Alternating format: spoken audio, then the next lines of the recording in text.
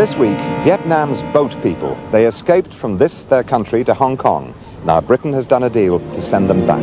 It is possible that to implement mandatory repatriation will necessarily involve the use of force, and that it would cause considerable human tragedy, radicalization in the detention centers, and so on.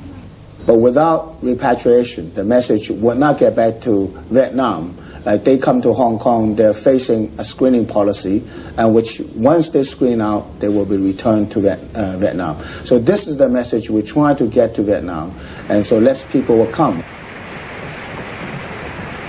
But they come in their thousands in search of a better life, and they come as victims of their country's troubled history.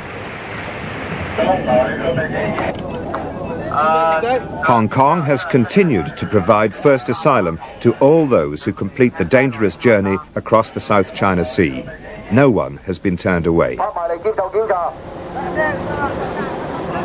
But the problem for Hong Kong in the late 1980s is that resettlement in third countries has not been keeping pace with the numbers coming in to its already overcrowded territory. How the influx has been swelling in the past 5 years is dramatically clear from the figures. In 1985, just over 1,000 boat people arrived in Hong Kong. In 1989, the total up to Monday of this week is over 34,000.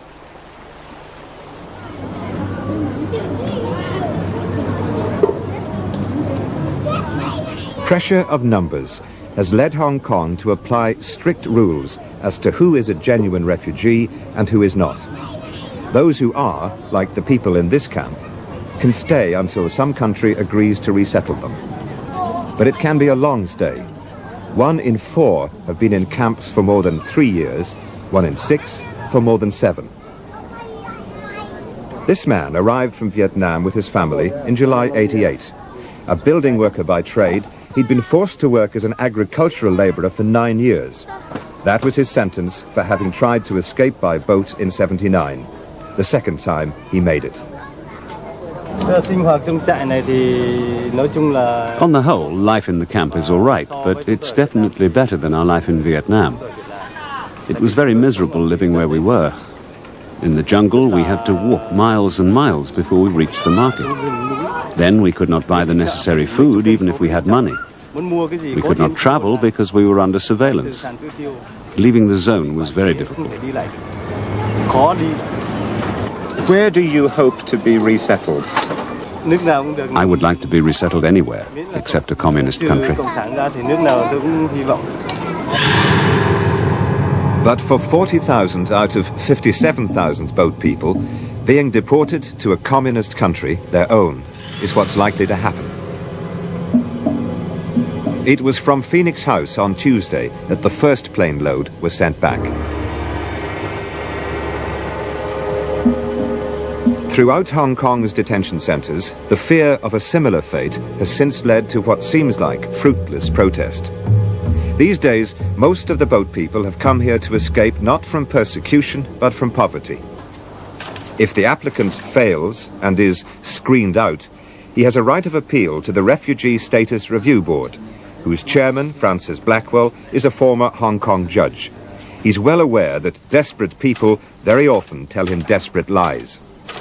If you lived in a country like Vietnam, where I think it must be accepted, economic conditions are dreadful, and it's quite clear that there's a great degree of pressure put on people by communist officials.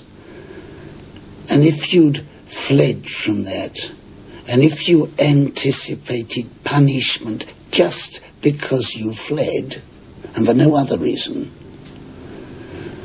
quite apart from the fact that you might have reasons as well, good reasons for fleeing, you'd say anything and you'd do anything, wouldn't you, not to be sent back? I would. But few appeals are upheld, and now those who are screened out will be sent back to the country they escaped from. Hanoi, capital city of Vietnam. and much further from Hong Kong in political terms than the geographical miles that separate them. There is no way that any program of repatriation of boat people can work unless the Socialist Republic of Vietnam wants it to work.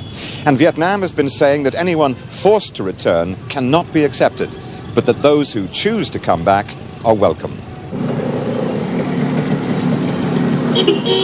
But welcome to what?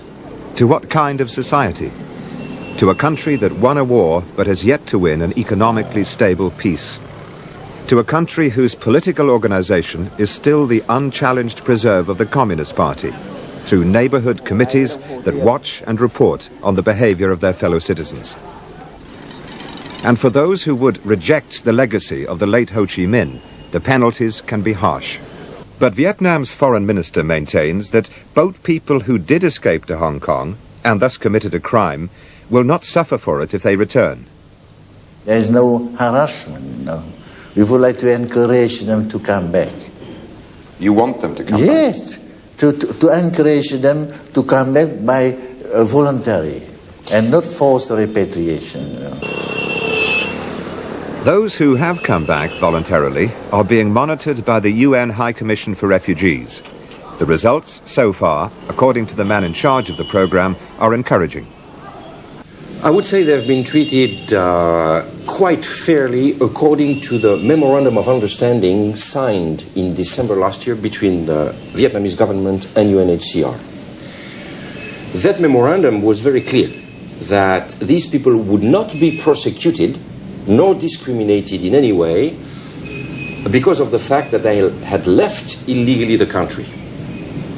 According to the Penal Code of Vietnam, there is punishment provided in those cases. And we negotiated with the government a written agreement that they would not be prosecuted, and they are not. A handful of HCR officers like this man have the task of keeping in touch with 637 returnees. Successful repatriation depends not just on official amnesty, but on living conditions, money, acceptance by the local community. Xin chào. Xin chào. Chào anh. Chào cháu.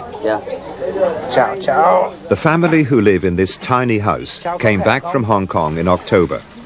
They went away to escape from poverty, but soon realized they would never be resettled as refugees.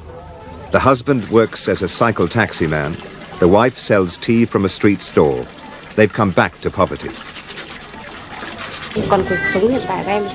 Life will be very difficult. We have made an application to the Ministry of War Invalids, Labour and Social Affairs to get financial assistance to repair our house so that we can live in it. That's the situation now. How have other people accepted you back? Has there been any resentment at all because you went away? The neighbours talk to me. They are very good and kind. And has there been any problem with officialdom, with the authorities? With the authorities? No, nothing in particular. So far, this officer hasn't found evidence of political discrimination against returnees. No, I haven't actually. The difficulties I have seen are due to being jobless. The returnees are not finding a job? Yeah, exactly. In one case, a returnee from 1987 hadn't so far found a job. But we must remember, in the bigger cities like Hanoi and especially Ho Chi Minh City, the unemployment rate is around 30 to 35%. And most of those who have a job in the city or the countryside can't hope to live on what they earn. Average per capita income is equivalent to £70 a year. Most people's monthly pay packet lasts for little more than a week. Nearly everyone we met has a second job. Teachers who take in washing and do dressmaking. A retired army general's wife who, we were told, sells cigarettes on the street. 14 years after military victory, Vietnam is an economic disaster.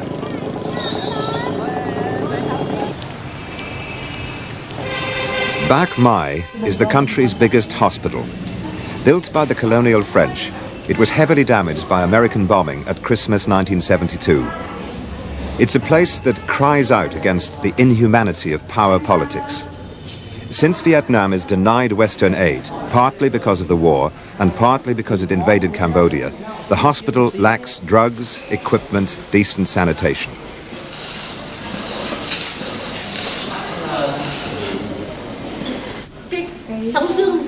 It's a teaching hospital where, for lack of equipment, they often can't practice what they teach.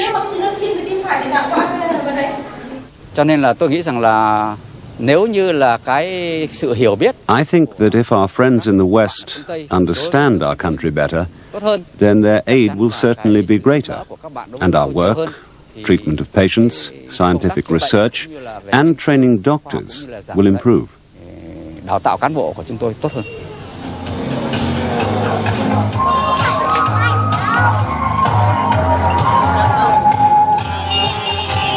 If the West is to understand the country better, then it should take note of what's been happening on the streets in the past year or so.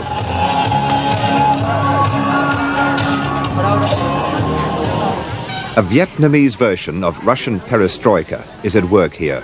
They call it Doi Moi, and it shows itself in the sights and sounds of street enterprise. It's only in the past 12 months that most of these traders have been allowed to operate, dealing in a range of offerings from foodstuffs to clothes and household goods to music cassettes and jewellery. The street markets are lively, colourful, optimistic places that can offer opportunity to at least some returning boat people. This young man came back from Hong Kong in August. He had fled the country to get away from a poorly paid job. Doi Moi is much to his liking. Tháng rồi không bán được gì, không có tiền để Trước kia là tôi đến năm 82 là tôi bắt đầu đi vào học. In 1982, I started training as a craftsman. During that time, I had to work 8 hours every day. We were not allowed to set up our own private business. We had no money and we were unsettled. Now I've returned to Vietnam and live with my in-laws. I'm helping my wife and my sister-in-law in the family shop. Do you think you've done the right thing in coming back? Now I've returned and live here with my family, I think my decision was right. I have no regrets.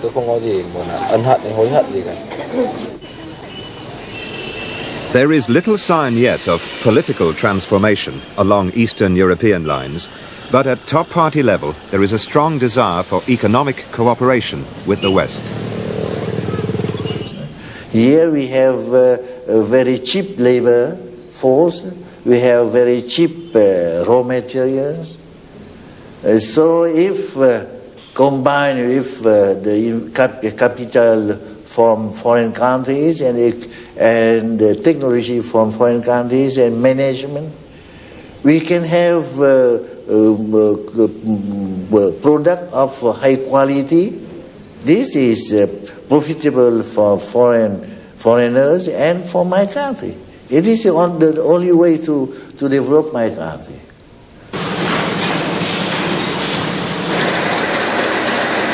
This factory in Hanoi makes one of the most necessary products for everyday Vietnamese life: bicycles.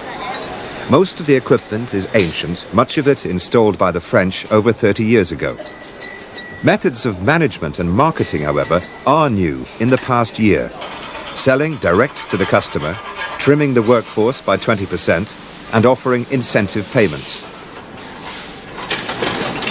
Surely the aid for investment that a factory like this needs would have figured in the bargaining with Britain overtaking the boat people. But the foreign minister says no. I think we could not bargain money with violation of human rights. We could not deal with. So there is no question, as far as Vietnam is concerned, of any deal with Britain that could lead to forcible repatriation? No. But you say that you are opposed to forced repatriation, but doesn't mandatory repatriation, which is what Britain and Hong Kong are talking about, amount to the same thing? You see, English language for me is a foreign language. And English language is well known as very ambiguous. And I have no Oxford dictionary on my pocket, so I could not make a difference between mandatory or forced repatriation. What is it the difference is? Well, as I understand it, mandatory repatriation means that someone is told that they must go. There is a forced repatriation. And therefore you wouldn't accept it? No, we could not accept. To punish only the people who are living illegally. But once they return, we must have a clemency policy. Even we must handle them. But you hope that the hardcore, as you call them, can be persuaded if things work out well for the quiet majority? This is my hope. Sometimes we dream, sometimes good dream, and sometimes bad dream, you know.